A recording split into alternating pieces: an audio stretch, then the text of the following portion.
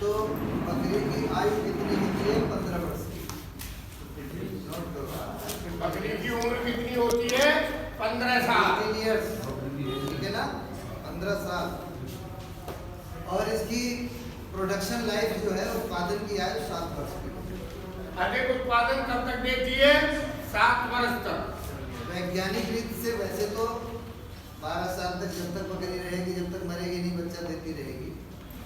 लेकिन वैज्ञानिक रूप से ये माना गया है कि 7 वर्ष की आयु तक जो है बकरी की उत्पादन आयु होती है। 7 वर्ष के बाद वैज्ञानिक रीति से उसको ओल्ड माना जाता है। 7 वर्ष बाद बकरी को रखना कोई ज्यादा समझदारी नहीं है। ठीक है। पहली बार बकरी कब गर्भ धारण करेगी? 12 से 15 माह। ठीक है। पहली बार गाभिन करानी है तो बकरी 12 से 15 माह की होनी चाहिए। उसकी उम्र का ध्यान रखें।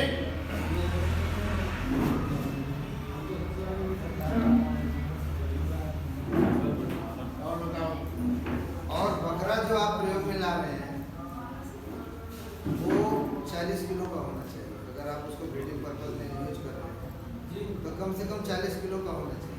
ब्रीडिंग बक जो है वो 40 किलो वजन का होना चाहिए किसी भी ब्रीड में, लेकिन हर ब्रीड में नहीं। अलग अलग ब्रीड का अलग अलग लेकिन जो लार्ज ब्रीड है उनकी बात, और ज्यादातर लार्ज ब्रीड नहीं है आपके जो पाल नहीं आप। बकरी जो गाभिन होती है वो 148 से 150 दिन में बच्चा देती है। ठीक है। 148 से 150 जिसको कहते हैं गर्भाकाल, ठीक है ना, वो इसका 5 माह का होता है। 145 से 155 दिन तक 5 माह समझ लो। तो एक बार जाती है तो 5 से 6 महीने तक दूध देती है। 5 से 6 महीने तक बकरी दूध देती है लार्ज ब्रीड। और जो साल में 2 बार या साल 21 महीने में 3 बार बच्चे देती है वो 3-4 महीने ही दूध देती है। हर बकरी या गाय या भैंस वो 19 से 21 दिन बाद हीट में आती है। एक बार इसका जो सर्किल है हीट का वो 21 दिन बाद, इसको मध्य चक्र बोलते हैं हिंदी, मध्य चक्र ना बयान एक बार मध्य में आई है तो अगर वो गाभिन नहीं हुई है तो 21 दिन बाद फिर दोबारा से गर्मी में आएगी। ब्याने के बाद 45 दिन और ब्याने के बाद तो पहली बार इसमें आती है कम से कम 1.5 महीना, 1.5 से 2 महीने के बाद हीट में दोबारा आ जाती है। एक भाई का बात है। बकरी को जो आहार आप देते हो, जो खाना खिलाते हो, इसके जो बॉडी वेट का 4 से 5% बकरी को जो खाना दे रहे हैं तो उनका जो बॉडी वेट है उसका 4 से 5% इतना जो है दिया जाता है बॉडी डाइट। और बकरा जो होता है उसको कैस्ट्रेट करते हैं ना, बधिया जिसको कहते हैं बकरा, उसकी जो बधिया करने की उम्र है वो 4 से 6 महीने की है। ये जनरल चीजें हैं, आप नोट कर लो। बधिया कराना है 4 से 6 महीने के बीच में। हाँ, दाना जो देते हैं, खाली बकरी जो होती है, खाली मतलब ड्राई, जो ना बच्चा दे रही है ना गाभिन है, उसको 200 से 250 ग्राम दाना देते हैं डेली। ठीक है। सूखी बकरी जिसे कहते हैं, जो गाभिन नहीं, ड्राई गोट जिसे कहते हो, खाली बकरी। अगर गर्भवती बकरी है तो 300 से 400 ग्राम। गर्भवती बकरी को 300 से 400 ग्राम दाना देते हैं। खाली या ड्राई बकरी को 200 से 250 ग्राम दाना देते हैं। बकरे को कैस्ट्रेट करने की उम्र है 4 से 6 महीना। और जो बकरा होता है जो ब्रीडिंग करता है उसको 400 से 500 ग्राम दाना देते हैं। ठीक है। ब्रीडिंग बक को जो दाना है वो 400 से 500 ग्राम देते हैं। और बच्चे जो पैदा होते हैं वो 3 महीने तक माँ का दूध पीते हैं, 3 महीने बाद माँ से अलग कर देते हैं। ठीक है। सुबह हमने आपको पढ़ाया था कि किस तरह बीमारियों की रोकथाम आप कर सकते हैं।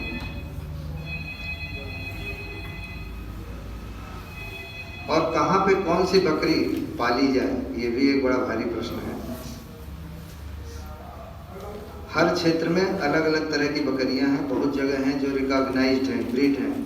23 जातियां ऐसी हैं जो रिकॉग्नाइज्ड हैं इंडिया में, लेकिन बहुत से क्षेत्र ऐसे जहां कोई बकरी नहीं पाई जाती, कोई ब्रीड नहीं है। तो मेरा ये कहना है कि किसी एक ब्रीड को आप राजस्थान से उठाओ, ले जाके आप अपने यहाँ बंगाल में पटक दो या बिहार में पटक दो। उससे अच्छा ये है कि आप अपने यहाँ की देसी बकरियों को खरीदिए और जो बकरी बनाना चाहते हैं उसका बकरा यूज़ कीजिए। थोड़ी देर के लिए मान लीजिए आप ये सोचते हैं सिरोही बकरी हम पालेंगे। सिरोही बकरी राजस्थान की बकरी है और ड्यूल पर्पस है। ड्यूल पर्पस मतलब दूध भी अच्छा देती है, बच्चे भी ज़्यादा देती है, मीट पर्पस के लिए भी अच्छी है और दूध के लिए भी बढ़िया है। और सिरोही बकरी ऐसी है राजस्थान की, जहाँ राजस्थान में सूखा पड़ता है, चराई के लिए कुछ नहीं है, वहाँ पे अगर वो चल सकती है तो आपके यहाँ भी अच्छी तरह चल सकती है। और सिरोही ब्रीड पूरे इंडिया में अच्छी तरह से फ्लेयर अप हो रही है और कहीं भी आप डाल दोगे तो आराम से पलेगी। तो थोड़ी देर के लिए अगर आप मान लीजिए ये डिसाइड कर लें भाई मुझे सिरोही पालनी है, तो आप अपने यहाँ की देसी बकरियाँ खरीदिए 30 और 2 बकरे रखिए सिरोही के बढ़िया और उनसे क्रॉस कराइए आप। पहली जनरेशन में जो बच्चे पैदा होंगे उसमें 50% कैरेक्टर सिरोही का होगा, 50% कैरेक्टर आपका होगा। उससे क्या होगा कि 3 या 4 जनरेशन बाद क्रॉस कराते कराते जो संतान पैदा होगी वो प्योर सिरोही की होगी, लेकिन उसमें ब्लड आपके यहाँ का भी होगा। सपोज कीजिए आप मिर्ज़ापुर में क्रॉस कर रहे हैं, तो मिर्ज़ापुर की देसी बकरी से 4 बार अगर आप क्रॉस कराएंगे तो जो चौथी बार 5वीं बार जो बच्चे पैदा होंगे वो सिरोही की तरह ही होंगे, लेकिन उनमें ब्लड आपके यहाँ का भी होगा। उससे क्या फ़ायदा होगा आपको कि वो बकरी वहाँ की क्लाइमेट में एडजस्टेड है। जो देसी बकरी है, सपोज कीजिए कि आप झांसी में पाल रहे हैं और सिरोही बकरी पालना चाहते हैं, तो झांसी की देसी बकरी को अगर आप क्रॉस कराएंगे तो उसमें झांसी की बकरी का भी ब्लड होगा जो कि वहाँ के वातावरण के लिए, क्लाइमेट के लिए एडजस्टेड है, और उसमें सिरोही का भी ब्लड होगा, तो बीमारी होने के चांसेस वहाँ कम होंगे। लेकिन एक दूसरी जगह की ब्रीड ले जाके अगर आप कहीं पे पटक देते हैं तो एक बार ये चांस होता है कि वो हो सकता है वहाँ के वातावरण में एडजस्ट ना हो पाए या मॉर्टेलिटी हो जाए या मरने लगे जानवर। तो ये ध्यान रखिए कि आप पालिए, हम ये नहीं कह रहे कि बकरी मत रखिए, सिरोही भी ले आइए, लेकिन अपने जो देशी बकरी है उसको क्रॉस करा के आप अगर पालते हैं तो वो जो एनिमल पैदा होंगे वो आपके लिए ज़्यादा सूटेबल होंगे, बीमारी कम होगी, उनकी रोग रोधक क्षमता ज़्यादा होगी। ठीक है, अब हम आपको बता रहे हैं कि अभी तक तो ये बताया मैंने कि बीमारियां न हो, उसके लिए आप क्या करें वो मैंने बता दिया आपको। अब मैं बताने जा रहा हूं कि अगर बीमारी हो गई तब क्या करोगे आप। ठीक है, तो सबसे पहले छोटे बच्चों से लीजिए। एक बकरी जो गाभन होती है वो 5 महीने बाद बच्चा देती है। ठीक है, 148 से 150 दिन के बाद। तो आपके पास डेट होनी चाहिए, टेंटेटिव डेट। जैसे आप क्रॉस कराते हो किसी बकरी को, एक रजिस्टर बनाइए कि मैंने इस तारीख को इसको क्रॉस कराया है, इसके ठीक 150वां दिन कौन सा होगा जब ये पाएगी 5 महीने बाद। एक टेंटेटिव डेट आपके पास होनी चाहिए। हो सकता है 148 में भी आ जाए, 149 में भी आ जाए, 150 में भी आ जाए। तो जब टेंटेटिव डेट होती है उस तारीख के आने पर आप बकरी को चरने के लिए नहीं छोड़ेंगे। 72 घंटे पहले बकरी को चरने नहीं छोड़ना है, नहीं तो जंगल में भी आ जाएगी, आपके लिए परेशानी खड़ी हो जाएगी। तो 72 घंटे पहले आप उनको अपने बाड़े पे रखिए, बाड़े पे नीचे घास बिछा दीजिए, आराम से बकरी को उसी पर रहने दीजिए। ठीक है ना। उससे क्या होगा, मान लीजिए जंगल में है, ब्याने में कोई परेशानी हो रही है तो आप कुछ कर भी नहीं सकते हैं। ठीक है, कोई परेशानी हो जाए या मान लो ब्याह गई, बच्चा छोड़ दिया वहीं जंगल में चलती हो, तो 72 घंटे पहले करीब करीब आपको बच्चे को बाड़े में ही रखना है। वहीं पे बकरी ब्याएगी ब्याने के ठीक तुरंत बाद उसकी सफाई करें, तौलिए से अच्छी तरह साफ करें गर्म पानी से। साफ करने के बाद उसकी जो नाड़ होती है, नेवल जिसे बोलते हैं, उसको 2-3 इंच छोड़ के और उसको काट दीजिए कैंची से, और उसको टिंचर आयोडीन या बीटाडीन सोल्यूशन आता है मार्केट में, उसको आप लगा दीजिए वहाँ पे, ठीक है। एक तो ये काम करना है आपको। दूसरी बात, ब्याने के आधे घंटे के अंदर बच्चे को दूध पिलाना है माँ का। माँ का जो दूध होता है उसको कोलेस्ट्रॉल बोलते हैं, खीस, उसमें एंटीबॉडीज़ होती हैं, उसको ज़रूर पिलाना। उसको पिलाने से क्या होता है कि बच्चे की जो रोग को रोकने की क्षमता होती है बढ़ जाती है, ठीक है ना। तो वो आपको पिलाना है, और सुबह दोपहर शाम 3 बार पिलाना है, ठीक है। बच्चा जो होता है, और बकरी ब्याई है तो उसमें कितना दूध है ये आपको भी नहीं पता होता है, ठीक है। तो थोड़ा थोड़ा दूध जो है आप पिलाइए, कई बार पिलाइए। एक बार एकदम से ज़्यादा पिला देंगे तो पेट फूल सकता है, डायरिया हो सकता है, परेशानी हो सकती है बच्चे को। तो थोड़ा पिलाइए और बार बार पिलाइए। एक तो ये ध्यान रखिए 3 दिन तक बच्चे को माँ के साथ ही रखिए, ठीक है ना। और अगर लगता है आपको कि माँ के पास दूध ज़्यादा है तो दूध निकाल लीजिए पूरा, और बच्चे को माँ के साथ छोड़ दीजिए। तो माँ इतना दूध रखती है कि अपने बच्चे को पिला दीजिए, आपको परेशान होने की जरूरत नहीं है।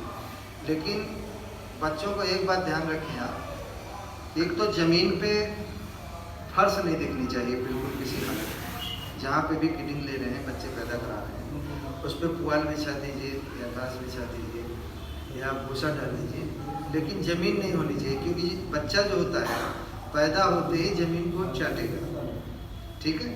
एक तो उससे इन्फेक्शन पिकअप कर सकता है। दूसरा क्या है कि थन जो बकरी का आप दूध पिला रहे हैं उसको मुँह में लगाने से पहले लाल दवा जो होती है उसको बाल्टी में घोल लें पानी में, और उससे अच्छी तरह उसको थन को धो के तभी पिलाएं। बच्चा जो होता है केवल 2 जगह से इन्फेक्शन पिकअप करता है, एक तो ज़मीन से मिट्टी चाट के, और दूसरा बकरी के थन से। थन को अच्छी तरह पोटास के पानी से धो लें, धोने के बाद उसको बच्चे को दूध पिलाएं, ठीक है ना। बच्चे का जो बॉडी वेट है उसका 10% इतना दूध पिलाना है आपको। मान लो 2.5 किलो का है तो 2.5 किलो का मतलब है 250 ग्राम।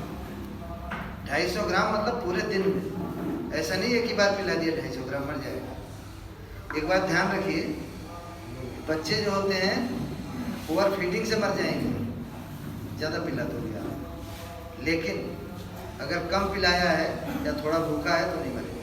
ये ध्यान रखिए आप इस बात का। कि दूसरी चीज़ ये है कि जिस आदमी की ड्यूटी आप लगाते हैं बच्चों पे केयर करने के लिए, वो आदमी बना रहना चाहिए। होता क्या है कि जैसे मान लीजिए किसी आदमी को उसको कौन सा बच्चा किस बकरी से कितना दूध पीता है उसको आइडिया हो जाता है धीरे धीरे सीखते सीखते, और पता लगा वो 2 दिन छुट्टी पे चला गया, दूसरे आदमी को लगा दिया, सब चुप उठ गया, ठीक है ना। तो ये ध्यान रखिए कि थोड़ा पिलाइए, ज़्यादा बार पिलाइए, लेकिन बहुत ज़्यादा दूध पिलाने की ज़रूरत नहीं। ओवर फीडिंग ऑफ मिल्क से डायरिया हो जाता है, और डायरिया अगर एक बार बच्चों में चालू हो गया तो उसमें एक बैक्टीरिया होता है, आदमियों में भी बच्चों में भी देखा होगा आपने, इकोलाई, ठीक है। इकोलाई बैक्टीरिया होता है, वो उसमें इन्वेट कर जाता है, और उसके कारण एक बीमारी होती है बच्चों में, और ये 20 दिन तक के बच्चों में हो सकती है। उसको बोलते हैं कोलीबैसिलोसिस, ठीक है।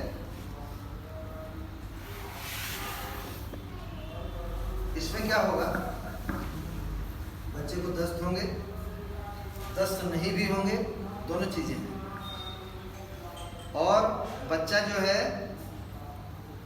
उठ नहीं सकता, अगर उठ जाएगा तो इस तरह के लक्षण आते हैं जैसे उसने शराब पी रखी है, लड़खड़ाएगा पैर से, जैसे नशे में होते हैं ना, आदमी देखा होगा आपने, नशे में लड़खड़ाता, पैर सीधे नहीं पड़ते। तो बच्चे को अगर दस्त है या दस्त नहीं है, दूध पीना छोड़ दिया उसने, बुखार है, और अगर लड़खड़ा रहा है तो आप समझ लीजिए कि ये बीमारी हो, ठीक है। अब इसका इलाज क्या है? कोशिश ये करिए कि बीमारी ना हो, और नहीं होगी अगर आप साफ सफाई से रखते हैं, अच्छी तरह थन को धो के दूध पिला रहे हैं, बाड़े की मिट्टी नहीं चट रहा है, बच्चा घास पे है, तो कोई सवाल ही नहीं बीमारी होगा, ठीक है। दूसरी चीज, अगर बीमारी हो गई, डायरिया चालू हो गया, तब आप क्या करें? उस समय क्या करना है आपको कि जो बीमार बच्चे हैं, जो इस तरह के लक्षण दे रहे हैं, उनको तुरंत स्वस्थ बच्चों से अलग कर दीजिए, पहला काम। और जहाँ अलग करोगे वहाँ भी घास वास बिछा के ठीक से रखोगे। और ये छुआछूत की बीमारी है। जो आदमी स्वस्थ बच्चों की देखभाल कर रहा है, वो जो है बीमार बच्चों में नहीं जाना चाहिए, नंबर 1, ठीक है। क्योंकि ये जो बैक्टीरिया है, ये वायरस से कपड़ों में भी लग जाता है, समझ रहे हैं आप? और कपड़े में लग के जाके वो पता लगा उसने बीमार बच्चों को हैंडल किया, और उसके बाद जाके स्वस्थ बच्चों को हैंडल किया, तो उसमें और बीमार होने लगे। तो अगर आदमी नहीं है आपके पास, तो जो भी आदमी हैंडल कर रहा है उसको कहिए भाई पहले तुझे स्वस्थ बच्चों में जो करना है कर ले, दूध पिलाना है दूध पिला ले, मैनेजमेंट करना है मैनेजमेंट कर ले, दाना भूसा डालना डाल ले, उसके बाद वहाँ से जो है वो फिर इधर आ जाए, लेकिन इधर से उल्टा नहीं जाएगा, समझ रहे मेरी?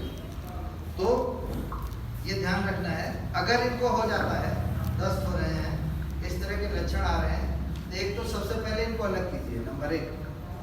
दूसरी चीज, इलाज हम बता रहे हैं आपको, देखिए जेंटामाइसिन इंजेक्शन का नाम इंजेक्शन देखो, लिखिए, जेंटामाइसिन। हिंदी वाले देखो जेंटामाइसिन। जेंटामाइसिन इंजेक्शन है। आदमियों के बच्चों में भी यही लगता है। छोटे बच्चे जो आदमी के होते हैं, उनको अगर बीमारी होती है, दस्त होते हैं, तो भी यही इंजेक्शन लगता है, ठीक है। जेंटामाइसिन का इंजेक्शन 0.5 ml लगाइए, मतलब आधा ml, ठीक है। मांस में लगेगा और सुबह शाम लगेगा, ठीक है। दूसरी, इनको टेबलेट देनी पड़ेगी सिफाड्रॉक्सिल। एक तो आपने जेंटामाइसिन इंजेक्शन लगाया, जो भी बीमार बच्चे हैं 0.5 ml सुबह लगाएंगे,